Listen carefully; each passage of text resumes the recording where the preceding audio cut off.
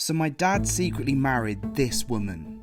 He never told my mom or anyone else about her, and then after the wedding, she just vanished. I'd been trying to track my dad's secret wife down for years, and I was about to get so much closer to the truth. After he died, I found this marriage certificate hidden under his bed, but I'd missed a crucial detail. The witnesses. The witness signatures were pretty hard to read, and I couldn't quite make out the names. But then I remembered that Dad was at uni when he got married. So I contacted his old university to get the list of everyone in his class that year, in case one of his classmates had been a witness. And there was a perfect match. One of the witnesses at Dad's wedding to Irene in 75 is one of the people on the list. It looks a bit like M. Badran. I think that could easily be M. Badran. That is the guy who is Mohammed Badran. What are the chances that it's not? Now I had a name. I tracked him down to a law firm in Cairo and sent him an email straight away, but the reply I got was the last thing I was hoping to hear. Mohammed had died just 2 months earlier. I didn't want to give up hope, so I searched everywhere. Registry offices, council archives, teacher records, but I found nothing. After years of chasing shadows, I'd accepted that the truth about Irene might have been buried with my dad. I've been retracing his life, trying to understand why he kept so much hidden after he moved to the UK from Ghana. That journey's led me to old friends, former colleagues, and even more mysteries. After years of digging, I finally found one of my Ghanaian family members for the very first time, Edward. Meeting Edward set me on the path to Ghana and a whole bunch of incredible new experiences. And it was Ghana that was about to lead me, finally, to Irene. For years, she was just a name on a marriage certificate. A woman my dad had married and then never spoke about again. I had searched for her across 3 different continents and eventually given up hope. On my last day in Ghana, I finally found her, and she told me something I never expected to hear. Sorry? We have 4 brothers. 4 brothers? When the truth had started to come out about my dad's life all those years ago, one of the most shocking things for me was probably the fact that my dad had a secret wife who he never divorced. It was strange to me to think that something that had been so important to him, he decided to keep hidden from me and my mum. It made me wonder if their story was key to understanding why he'd cut off his family and why he decided to keep so much hidden. In the first series, I tried my best to track Irene down. There is a match with that name of a woman who would be the same age as Irene, living in Virginia in America. And I was able to find a bunch of phone numbers and addresses related to that name. So I immediately got on the phone and started calling the numbers to see if I could get hold of someone or to get hold of her directly.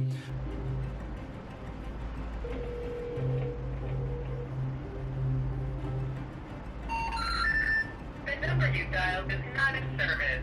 All the numbers were out of service. The search had me looking in the UK, in America, even in Cairo, but it didn't get me anywhere. Every time I found a clue that took me 1 step forward, I hit a roadblock that sent me 2 steps back. Irene would have been well into her 80s by now, and I had come to terms with the fact that maybe I'd missed my chance. But when I met John in Accra, he told me that he was the one that introduced Dad to Irene, but it had been such a long time that he couldn't really remember much about her, and he didn't have her contact details anymore.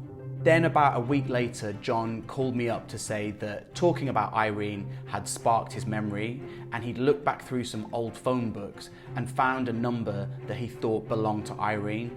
So he gave it to me and I called her immediately. So I've just managed to get hold of Irene's number.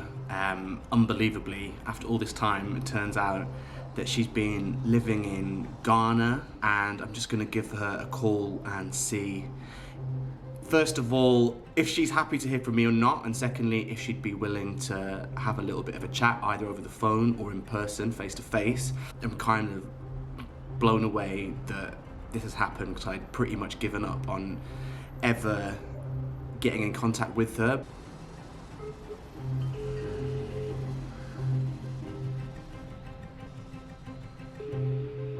The number you called has not answered. Please call back.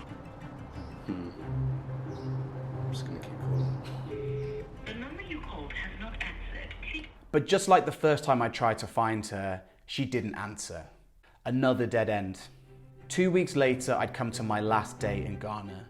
I was packing up my things and getting ready to go home when something in the back of my mind said to try calling her one more time. So I did. Is this Irene? Yeah, that's Irene.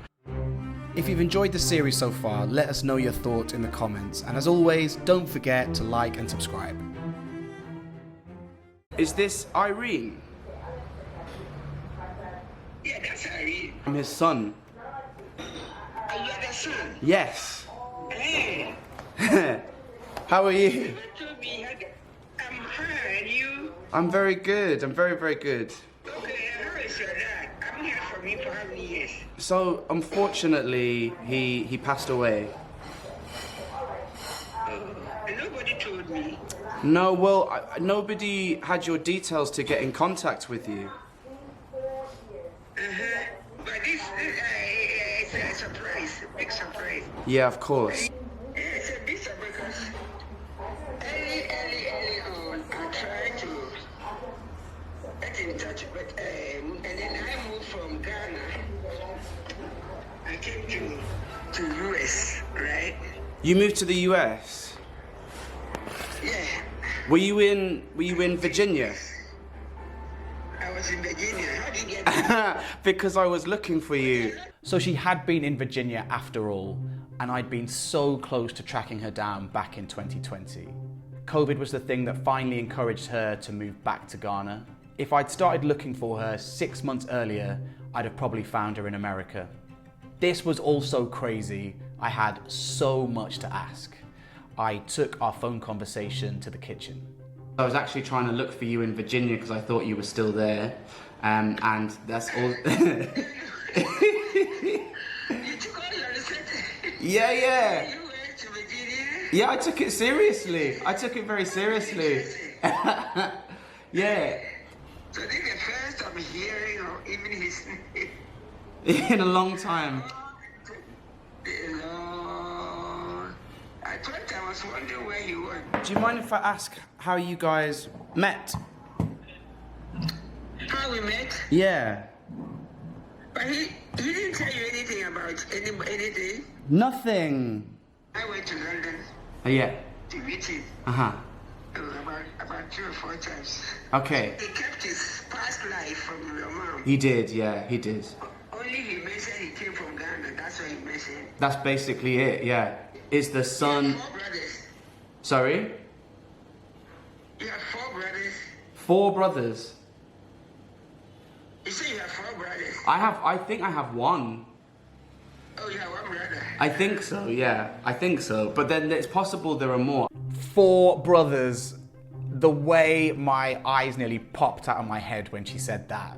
I wouldn't have been surprised, but I'm kind of glad it was a miscommunication. I am ready to hang up my detective hat for the time being. So if there are 4 unknown brothers out there, they may have to stay unknown just a little bit longer. I went back to my maiden name. Yes, yeah. And that's the name that that's the name I saw on the marriage certificate, and that's the name I was using to look for you online. You have the marriage certificate. I've got the marriage certificate, yeah. You got it. Yeah, I can send you a picture or something. I mean, I don't know if there's time. I could potentially come to see you today for like half an hour or something if you would like to. Can you travel all the way from Accra to Koforidua? I think I can get a car. If you're coming today, you can make it. Let me check. Okay. And I'll call you. Okay, thank you. Speak soon. Bye-bye. Bye. So I went to find Aziz to see if he might be up for a little road trip. Yeah, How you doing? I'm fine. And You good? Very good. Great. How is your... Are you busy today? Busy day? I can't tell. Okay, you don't know. Unless maybe information from them. Okay. Yeah. Okay. So, So I was going to ask maybe... you want to go somewhere? Yeah, but... Yes. Yeah. Before you want to go somewhere, you can go to the old lady. Yeah, and ask. Yeah, and ask her. Okay. You want to go this and go this and go. So you want me to take you there? Or, Yes. Yeah. It would be far... It's Koforidua. Koforidua. Yeah. Then you have to Ah, see the old lady and okay. the old man. But They if give they're you the okay, permission. you're okay to do. Yeah, I'm okay. Okay, cool. So- I was speaking on the phone to my dad's wife, Oh, okay. and You she are lives going to meet her. I know. Yeah. Yeah. I know. Okay. Okay, so today has just taken a massively unexpected turn. I'm supposed to be going back to, well, I'm going back to Barcelona tonight. It's my last day in Ghana. I just thought I would try giving Irene, my dad's wife, one more call. And she answered. She basically said, yeah, if you want to come, then come. But it's like 2 hours to where she lives. So I've had to try and sort out getting a car so that I can get up there, go and see her, and then come back before I have to catch my flight this evening, so time is really tight. Having thought I was going to have a nice quiet afternoon, chilling in the sun, doing a couple of touristy things, it now looks like I've got to jump in a car and go straight north for like 2.5 hours to go meet Irene, maybe only for like half an hour, because that's all the time I'm going to have, just to make contact and have a little chat. Find out as much as I can about their relationship and about Dad and what their time was like together, and then I've got to come straight back to Accra and get on this flight. So a lot to process, but can't wait to see what happens. So me and Aziz jumped in the car and headed to Kofrawidua, a 2-hour drive from Accra. We were in a race against time to make this work before I had to go back to catch my flight. But there was no way I was going to let the chance to finally meet Irene pass me by. We got to the car park where we were supposed to meet her and waited. So we are now in the car, having made a very last minute decision to go and meet my dad's wife, Irene. But after about 15 minutes, she hadn't turned up, and then another 15 minutes passed. I'd called her up out of the blue, told her I was the son of a man she'd married 50 years ago who had now died, that I'd been looking for her, that I had questions. I think it had all been a bit too much. It looked as though she'd decided not to turn up.